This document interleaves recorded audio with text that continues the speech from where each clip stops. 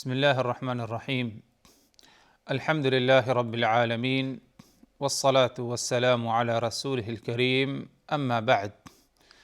اللہ تبارک و تعالیٰ پر حمد و ثنا اور اس کے نبی کریم صلی اللہ علیہ وسلم پر بے شمار بے حد بے عدد درود و سلام کے بعد، محترم ناظرین، نبوی وصیتیں کے نام سے اس سلسلے وار پروگرام میں ہم آپ کی خدمت میں حاضر ہیں۔ السلام علیکم ورحمۃ اللہ وبرکاتہ۔ ناظرین کرام، آج کی اس نشست اور آج کی اس ملاقات میں رسول اللہ صلی اللہ علیہ وسلم کی ایک اہم وصیت لے کر حاضر ہیں۔ وصیت بہت ہی مختصر الفاظوں میں لیکن بہت ہی جامع اور معنی وصیت ہے یہ۔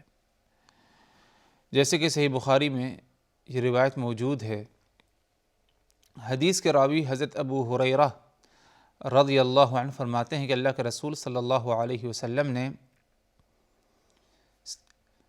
ایک شخص آیا آپ صلی اللہ علیہ وسلم کے پاس اور کہا، اس نے اوصنی، اے اللہ کے رسول آپ مجھے وصیت کریے۔ حضرت ابو ہریرہ فرماتے ہیں کہ آپ صلی اللہ علیہ وسلم کے پاس ایک شخص آیا، ایک مرد آیا، ایک آدمی آیا، اور آتے ہی اس نے آپ سے یہ مطالبہ کیا کہ اوصنی، اے اللہ کے رسول آپ مجھے وصیت کریے۔ آپ نے جواب میں کہا، لا تغضب، تم غصہ مت ہونا۔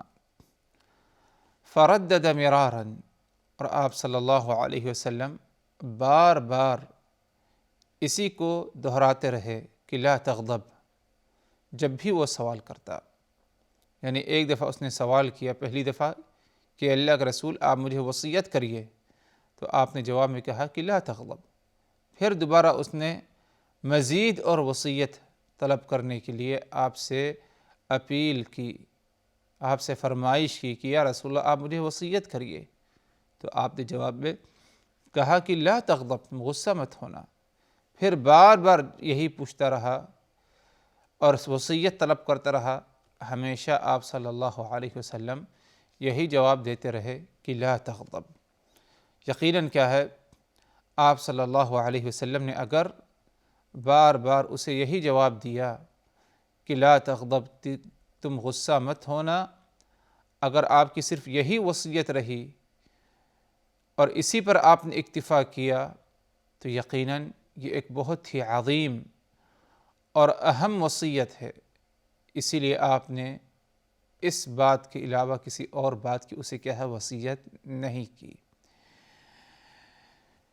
اسی لیے اس حدیث کے راوی نے مزید تفصیل میں کہا، جیسے کہ مسند احمد کی روایت میں ہے کہ جب آپ صلی اللہ علیہ وسلم بار بار مجھے یہی کہتے رہے کہ لا تغضب، کہ تم غصہ مت ہونا، تم غصہ مت ہونا، تو میں نے اس پر بہت ہی زیادہ سوچا اور اس نتیجے پر پہنچا کہ جتنی برائیاں ہیں اور تمام قسم کے جو شر ہیں، سبھوں کی جو جڑ ہے وہ غصہ ہے۔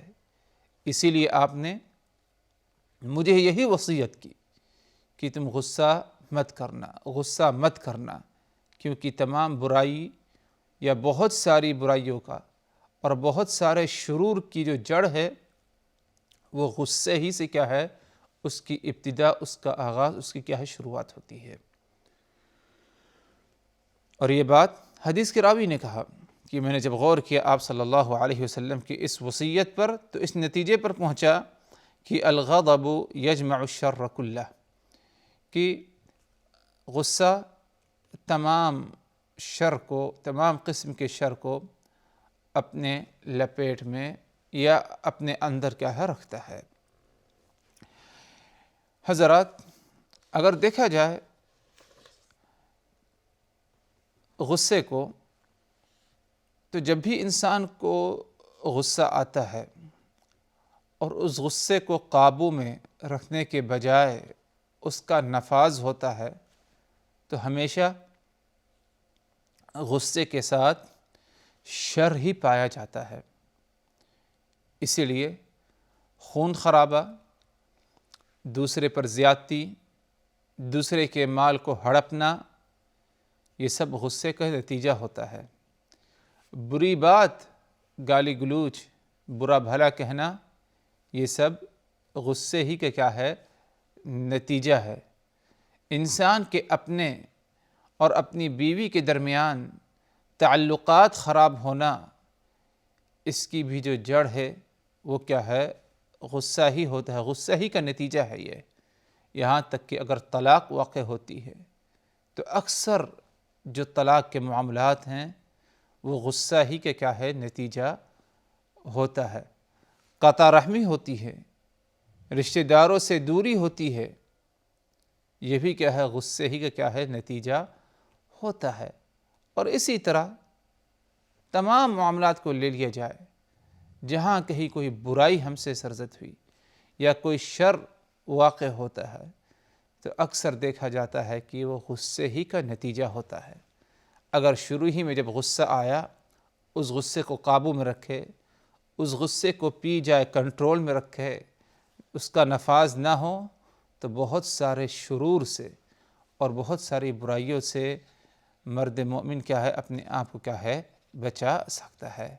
تو اسی لیے اگر دیکھا جائے یہ کہنا کہ غصہ یہ بری چیز ہے، یعنی غصے کا نفاذ یہ بری چیز ہے اور یہ ابلیس کی ایک بہترین چال ہے اور بہت ہی اہم چال ہے، جس کے ذریعے بند مومن کو برائی کی طرف کیا ہے؟ بآسانی کیا ہے؟ لے جاتا ہے۔ اسی لیے ہم میں سے ہر ایک کو چاہیے کہ غصہ آئے تو غصے کو کنٹرول میں رکھے، غصے کو پی جائے، غصے کو قابو میں رکھے، اسے کیا ہے؟ آگے بڑھنے نہ دے۔ غصہ ہر ایک کو آتا ہے، یہ ایک فطری چیز اللہ تبارک و تعالی نے انسان میں رکھا ہے، اور اگر دیکھا جائے تو یہ ایک آزمائش کا ذریعہ ہے کہ بندے کو جب غصہ آتا ہے تو وہ کیا کرتا ہے؟ شیطان کی باتوں کو مانتا ہے، شیطانی کاموں کی طرف جاتا ہے، یا کہ جو ہے غصے کو قابو میں رکھتے ہوئے میری تعلیمات، اللہ اس کے رسول کی تعلیمات پر عمل کرتا ہے۔ اللہ تبارک و تعالی اس کے ذریعے مجھ کو، آپ کو، فنا کو، ہر ایک کو کیا ہے؟ اس سے آزمانا چاہتا ہے۔ تو اسی لیے اہل ایمان کی جو صفات اور جو خوبیاں بیان کی گئی ہیں قرآن و سنت میں، اگر دیکھا جائے تو اس کی روشنی میں یہ کہا جائے کہ اہل ایمان تقوی پرہیزگاروں کی صفات میں سے ایک اہم صفت اور خوبی یہ ہے کہ انہیں جب غصہ آتا تو وہ اپنے غصے کو کیا ہے؟ پی جاتے۔ اسی لیے قرآن مجید میں اللہ تبارک و تعالی نے کیا فرمایا؟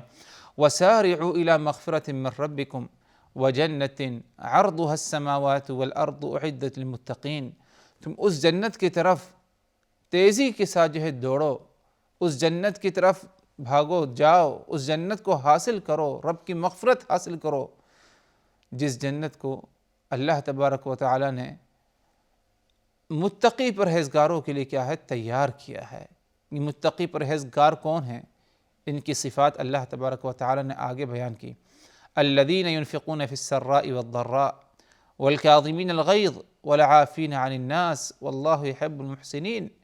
یہ متقی پرہیزگار جن کے لیے اللہ تبارک و تعالی جنت تیار کی ہے، یہ وہ لوگ ہیں جو خوشحالی میں اور تنگی میں اللہ تبارک و تعالی کی راہ میں خرچ کرتے ہیں اور اپنے غصے کو کیا ہے؟ پی جاتے ہیں۔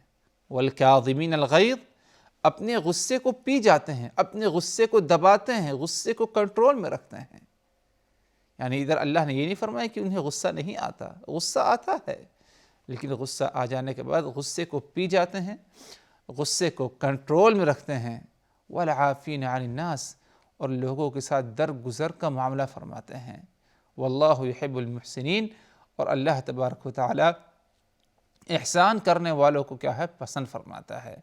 تو ادھر اس مقام پر اللہ تبارک و تعالی نے اہل تقوی کی جو چند صفات کا ذکر کیا، ان میں سے ایک صفت کیا ہے؟ والکاظمین الغیظ، اپنے غصے کو کیا ہے؟ پی جاتے ہیں۔ غصے کو کنٹرول میں رکھتے ہیں، غصے کو قابو میں رکھتے ہیں، غصے کو نافذ نہیں کرتے، یہ اہل تقوی کی پہچان ہے اور اہل ایمان کی ایک اہم صفت اور کیا ہے، خوبی ہے۔ اور جیسے کہ اس بات کی طرف اشارہ کیا کہ غصہ آتا ہے ہر ایک کو، لیکن جو آزمائش کا موقع وہ یہ ہے کہ انسان کیا غصے کو قابو میں رکھتا ہے یا غصے کا کیا ہے، نفاذ کرتا ہے۔ غصے کو قابو میں رکھنا یہ اہل ایمان کی خوبیوں میں سے ایک اہم کیا ہے، خوبی ہے۔ رہی بات حضرات کہ غصے کو قابو میں ہم کس طرح رکھیں، اس کا کیا طریقہ کار ہے، تو اس سلسلے میں نبی پاک صلی اللہ علیہ وسلم کی احادیث سے مختلف ہدایات ہمیں ملتی ہیں، جن میں سے ایک ہدایت یہ ہے کہ جب بھی غصہ آئے تو اعوذ باللہ من الشیطان الرجیم پڑھا جائے، ایک بار 2 بار جتنا ہو سکے۔ کیوں؟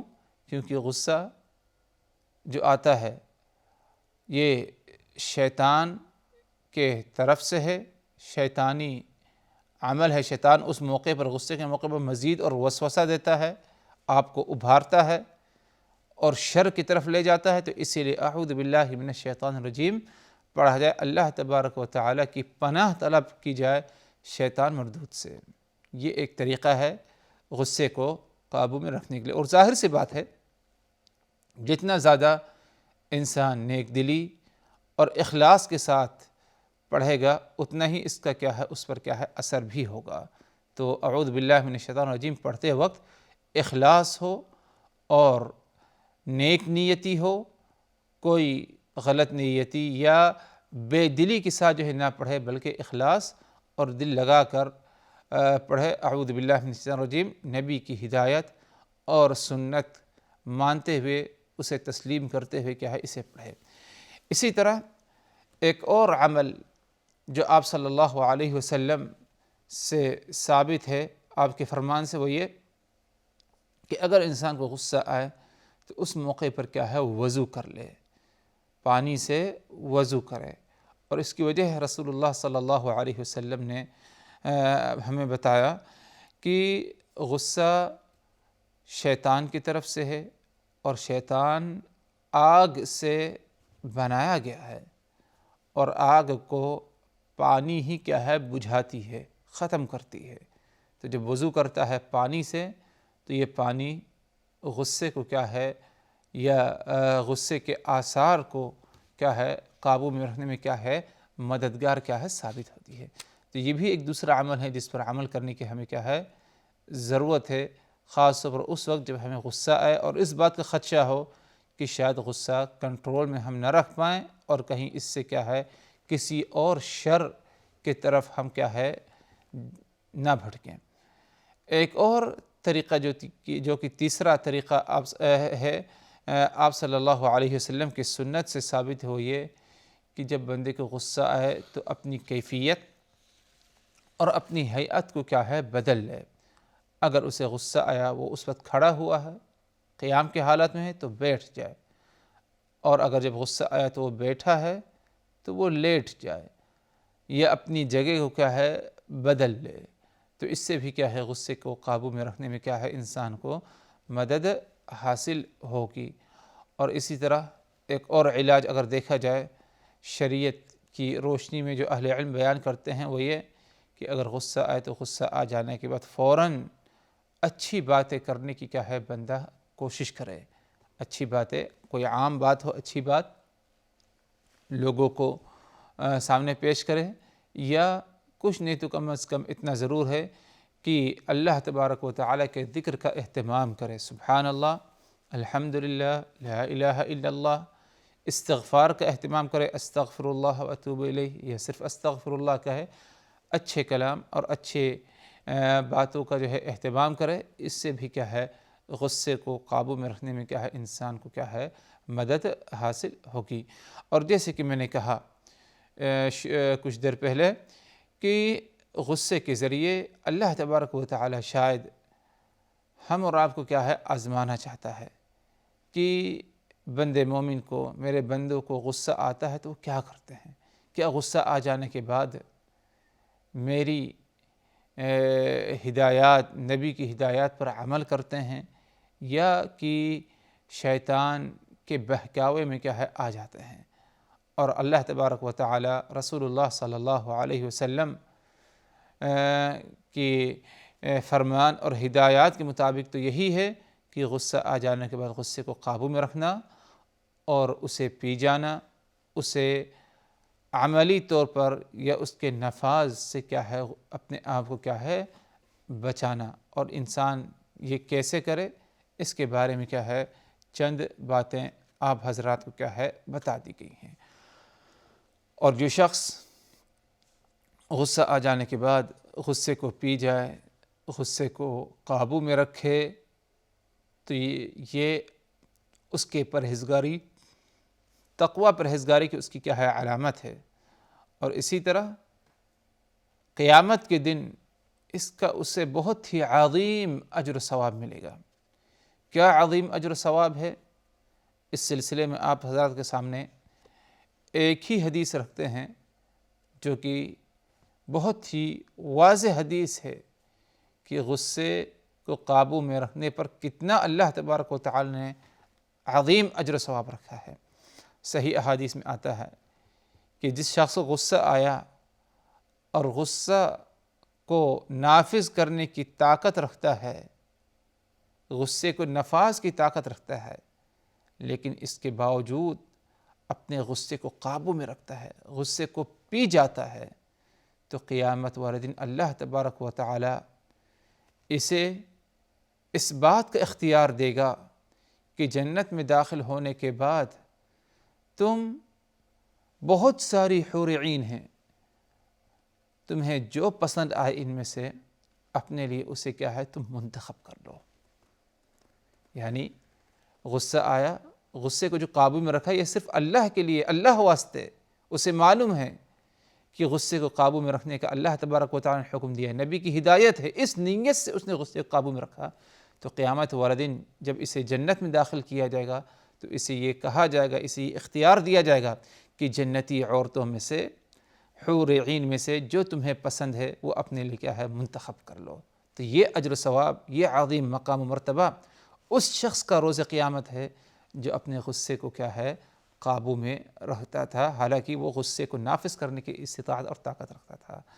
المہم حضرات، یہ آپ صلی اللہ علیہ وسلم کی ایک اہم وصیت کہ لا تغضب، تم غصہ مت ہونا، اس وصیت کو ہم ہمیشہ اپنے ذہنوں میں اپنی سامنے رکھیں تاکہ جو ہے اس پر عمل ہوتے رہے اور اس کے اجر ثواب کے ہم کیا ہے مستحق بنیں۔ اسی پر اکتفا کرتے ہیں، مزید اور باتیں انشاءاللہ نبوی وصیتوں کے اس سلسلے وار پروگرام میں اگلی نشست میں، اس وقت تک کے لیے اللہ تبارک و تعالی کی حفاظت میں، وآخر دعوانا ان الحمد للہ رب العالمین، والسلام علیکم ورحمۃ اللہ وبرکاتہ۔ صلی اللہ علیہ وسلم، صلی اللہ علیہ وسلم۔